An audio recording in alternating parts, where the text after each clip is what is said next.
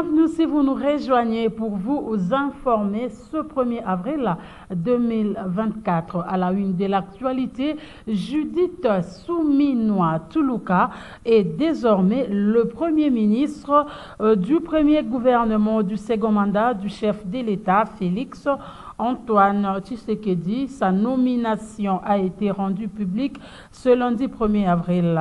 Judith Souminois est depuis une année ministre du Plan au gouvernement Samalou Kondé II, avant membre de l'UDPS. Elle est experte nationale dans un projet d'appui communautaire dans l'Est de la République démocratique du Congo. Et puis, le président de l'UDPS Fédération de la France, Chimba, salue le travail abattu par l'informateur Augustin Kabouya, secrétaire général du parti au pouvoir. On l'écoute au micro de Florim Benga. La lecture que j'ai faite par rapport au travail qui a été fait par l'informateur, l'honorable Augustin Kabouya, je ne peux que m'en réjouir et surtout positiver parce que le travail qu'il a eu à faire, d'abord dans un temps record, c'est-à-dire moins de 12 jours au lieu de 2 mois, comme la Constitution l'exige plutôt, et avec la manière, parce qu'il a eu à recevoir tout le monde, tous les partis, toutes les parties prenantes, je veux dire, et il n'y avait pas eu de plainte. Tout le monde a été consulté et tout le monde est sorti avec joie, avec convivialité. Voilà pourquoi nous disons que c'était quand même une chance que cette mission-là passe par. Pour nous, l'éventuel successeur de l'actuel Premier ministre, Samalou Kondé, doit être d'abord quelqu'un, un homme de confiance, chef de l'État, quelqu'un qui aime la nation congolaise, quelqu'un qui aime les Congolais et quelqu'un qui va appliquer scrupuleusement la politique du chef de l'État, c'est-à-dire Sachez que la communauté islamique de la République démocratique du Congo approuve, soutient plutôt le moratoire de la peine de mort. La Comico désapprouve aussi la démarche de ceux qui vont à la rébellion contre la nation. Suivez à ce sujet tchèque Youssouf Djibondo. On a beaucoup de religions qui ont accepté la peine de mort. Il y a dans le judaïsme, la peine de mort est acceptée. Chez les chrétiens aussi, de par la Bible, si vous voyez l'évangile de Matthieu, et puis dans le livre d'Apocalypse, la peine de mort est acceptée. L'islam aussi accepte comme cette peine de mort ce que nous venons de dire ici, que si on voit le chapitre 17, verset 33, les lois de notre religion acceptent cette peine de mort. Mais ce qui fait mal, c'est quoi? Cette peine de mort a des interprétations depuis que le gouvernement l'a fait sortir des moratoires, a fait activer ces moratoires, a fait apparaître, enlever ces moratoires-là. Beaucoup de religieux, nous sommes en train d'interpréter cette façon de faire du gouvernement, c'est comme si c'était une erreur. Ce n'est pas une erreur.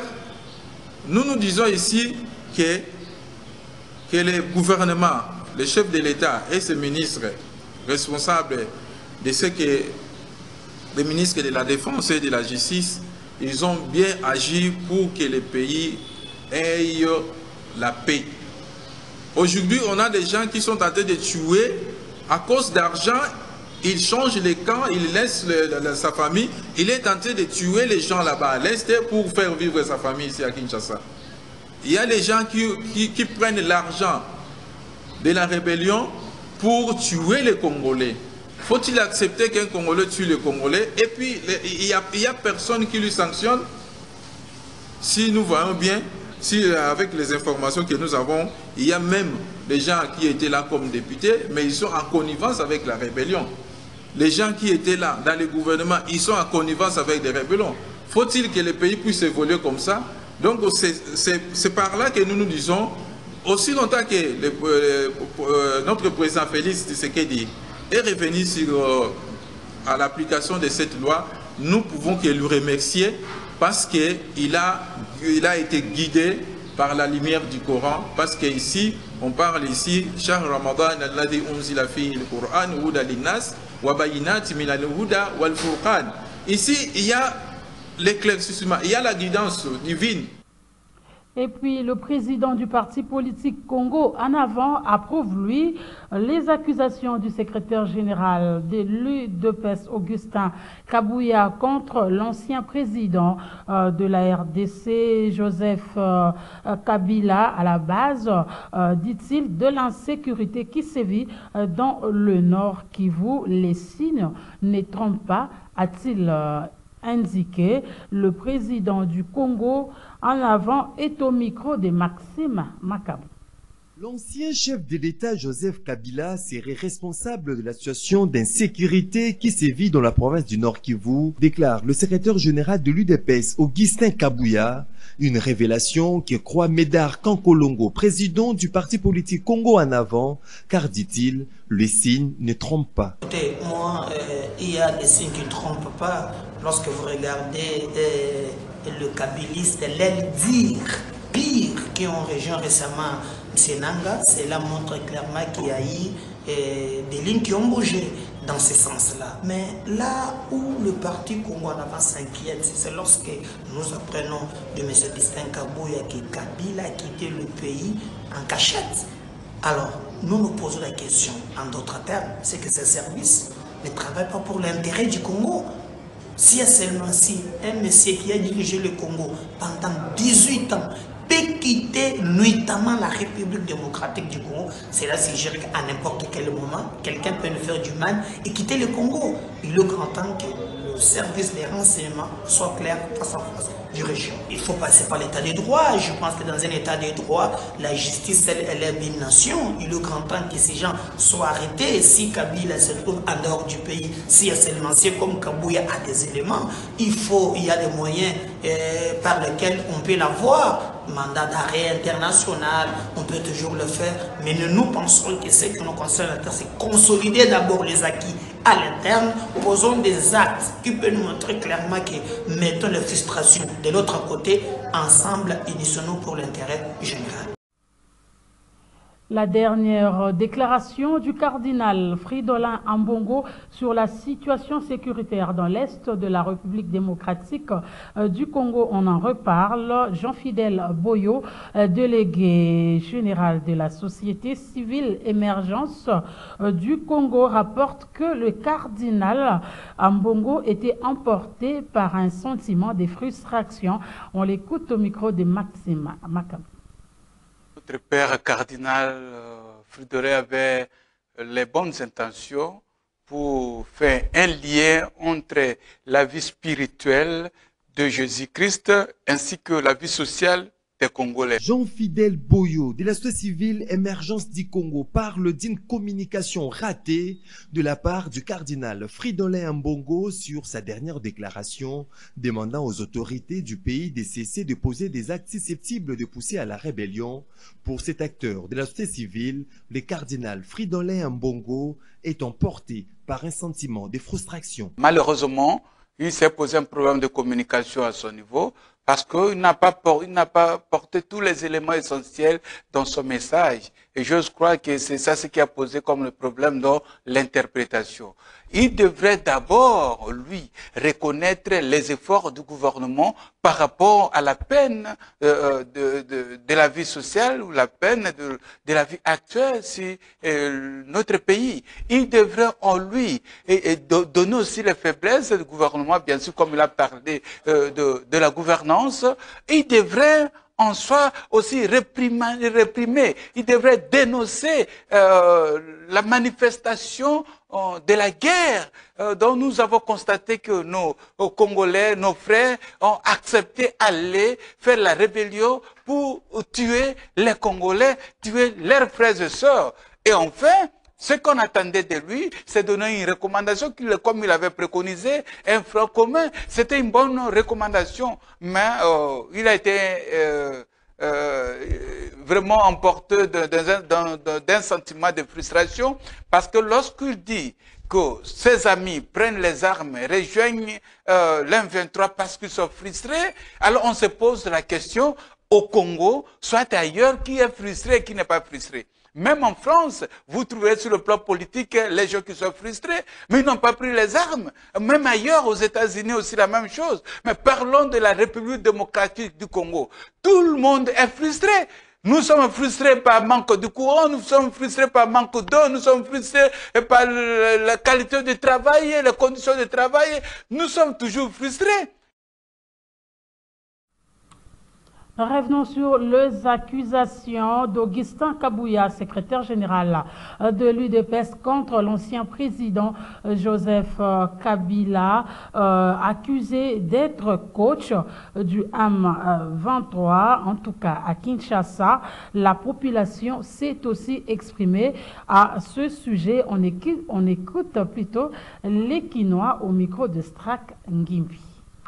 Les accusations portées par le secrétaire général de l'UDPS contre l'ancien président de la RDC, Joseph Kabila, d'être à la base de l'insécurité qui sévit dans l'est du pays, divisent la population quinoise. Interrogés ce lundi, certains qualifient cela de pires distractions. Nous regrettons beaucoup sur le comportement du secrétaire général de l'UDPS,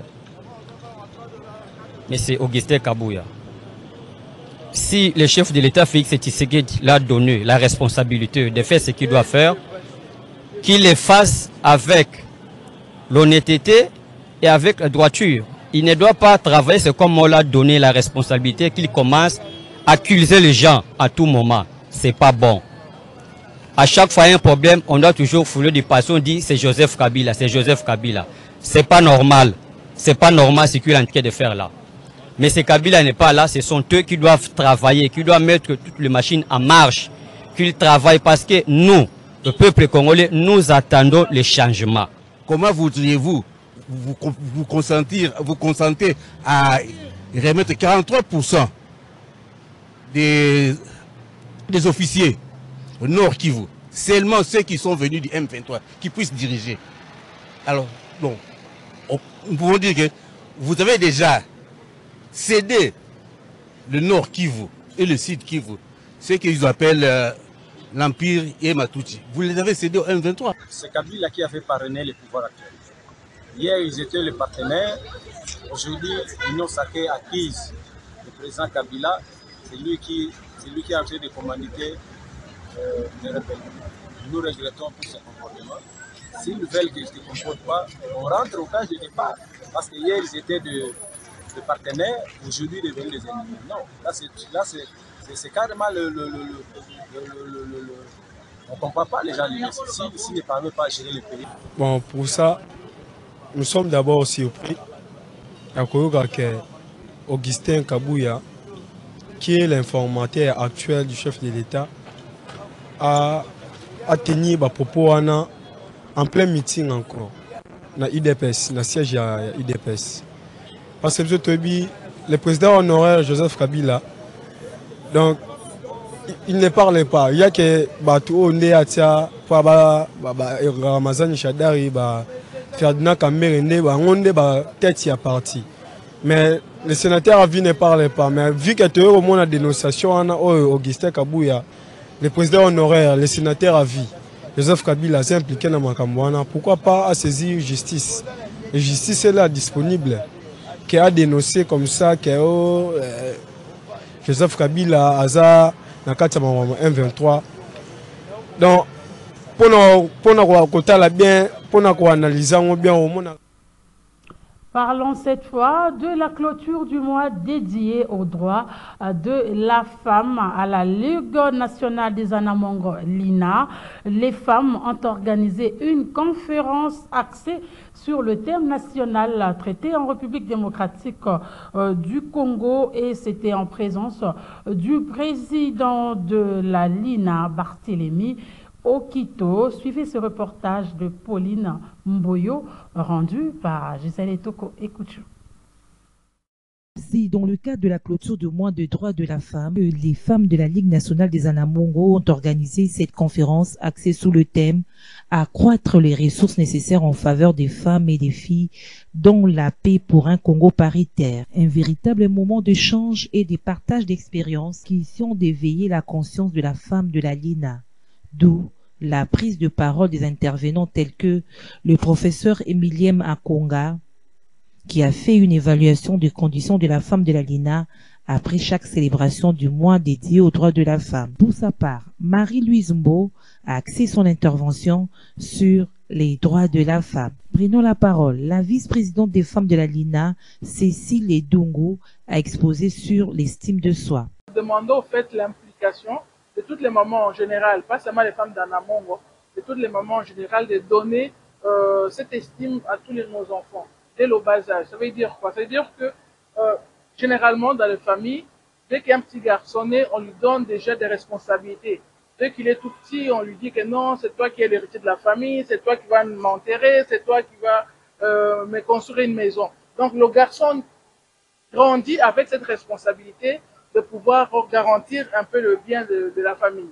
Mais aujourd'hui, nous devons donner la même chose à la fille, parce que c'est ça qui va construire la fille. Enfin, Joël Billet, quant à elle, s'est apaisantie sur l'exonération de la TVA de 16% qui frappe les produits mensuels.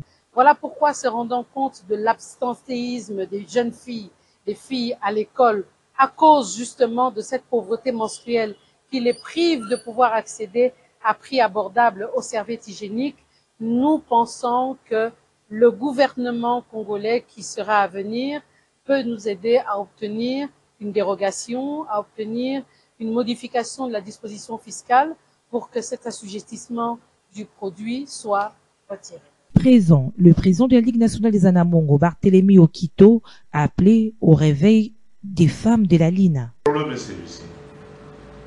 Les femmes de la LINA doivent se réveiller, prendre conscience d'une chose. Nous sommes une grande communauté. À l'époque, j'avais une femme qui n'est pas intellectuelle, qui dirigeait les femmes de la LINA. Elle n'a pas été ma surprise. Ces femmes-là, Walo et Temo, Ilingaïla, avaient beaucoup d'argent dans leur caisse que la LINA elle-même. Ces femmes avaient beaucoup de biens que la LINA. Nous avons mis des intellectuels à la tête de la LINA. Intellectuels. Ne soyez pas surtout de bons diseurs ou diseuses. Je vous sens des bons diseuses. Un jeu de questions-réponses a clôturé cette activité des femmes de la Ligue nationale des Anamongo. À Beni, au Nord Kivu, précisément dans la commune de Moulekera, le service de sécurité reste déterminé à restaurer l'autorité de l'État. Le commissaire supérieur Ngongo Mayanga Dieudonné appelle la population à la vigilance après les tueries de plusieurs civils sur les hommes armés assimilés aux ADF. On l'écoute au micro de notre correspondant sur place, Joël Kamabou. Les ADF étaient passés en action causant des pertes en vies humaines. Alors, cela étant, nos forces de sécurité avaient immédiatement répliqué. Et au moment où nous parlons, c'est cette situation qui est en train de se passer, c'est-à-dire la réplique de nos forces de défense, forces armées, forces de sécurité, que nous sommes en train de suivre de près pour sécuriser la population. Vous connaissez, la mission de l'État, c'est sécuriser la population et c'est bien. Nos services sont à pied d'œuvre pour pacifier l'espace qui était insécurisé afin de permettre à la population de retourner dans leurs habitations. Le message, c'est le message d'espoir, puisque nous n'avons pas croisé les bras par rapport à cette menace sécuritaire. Nos forces de défense et de sécurité sont à pied d'œuvre pour défendre nos populations, afin que la population retourne dans leurs habitations. Mais en attendant, peut-être le deuxième message, au-delà de faire confiance à nos forces de sécurité et de défense, pendant cette période, nous allons demander à la population de ne pas fréquenter les milieux éloignés. Ceux qui ont des champs et d'autres activités, qu'ils s'abstiennent d'abord pendant cette période où nos éléments sont en train de travailler et même nos alliés nous accompagnent pour ramener la paix. À Kinshasa, le général breveté de l'état-major de la Légion nationale d'intervention, Kabeatiri Mike, a mis aux arrêts quelques jeunes de la commune de Selembaou, consommateurs de la drogue appelés Bombé. Ces jeunes consommateurs de Bombé qui sont passés aux aveux soutiennent que cette drogue leur est utile pour échapper à la dureté de la vie de leur quotidien. Regardez. Ils sont des consommateurs de la drogue appelée Bombé, laquelle drogue issue des résidus des tuyaux d'échappement qui, selon plusieurs analyses, est extrêmement nuisible à la santé. Ces jeunes de la commune de Selembaou sont tombés dans le filet du général breveté de l'état-major de la Légion nationale d'intervention Léni, Kabeatiri Mike. Commissaire adjoint à la Légion nationale d'intervention, chef de service à communication informatique à Kacha unité yango. Bana mibalo c'est simplement bana oyo bachaka carrément un peu ba trouble na ba quartier. Donc c'est ça bana oba melaka ba bombe, si ma komela ba effet ya bombe wana etindaka bango ça ba quelques tracasseries et certaines choses oyo de père population. Ma connaissance je pense que eza ba matière oyo se retrouvera na ba kati ya CA Mituka. Donc ce sont des matières oyo ba mekaka ko jango na kati ba capteur ou quoi que ce soit. Des sacs et la matière et ce sont des produits OESO détruits mini jeunesse il y a tant oyo les toujours remarqué plus d'insécurité qui s'est fait le cola batbado saba kuluna ba obazoi baka donc suite comme la effet wana ce sont des stimulants ezo affaiblir tout na bango donc ils sont tinda bango ba comme hors du commun donc ba comprendre makambo salaté donc c'est un peu ça. Ces jeunes consommateurs qui sont passés aux aveux soutiennent que ces drogues leur est utile car elle leur permet d'échapper à la dureté de vie de leur quotidien.